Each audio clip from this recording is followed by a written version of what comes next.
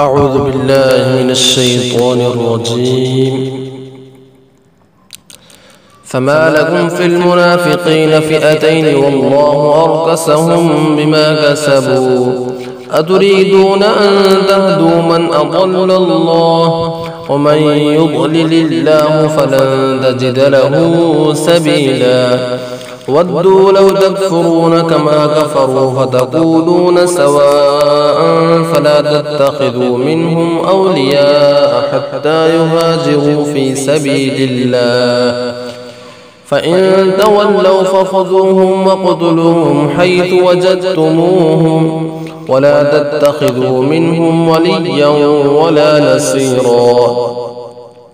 إلا الذين يصلون إلى قوم بينكم وبينهم ميثاق أو جاءوكم حصرت صدورهم أن يقاتلوكم أو يقاتلوا قومهم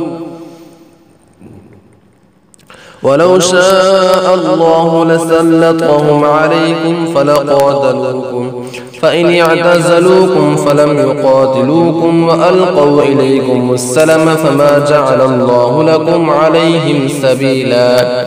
ستجدون آخرين يريدون أن يأمنوكم ويأمنوا قومهم كلما ردوا إلى الفتنة أركسوا فيها فإن لم يعتزلوكم ويلقوا إليكم السلم ويكفوا أيديهم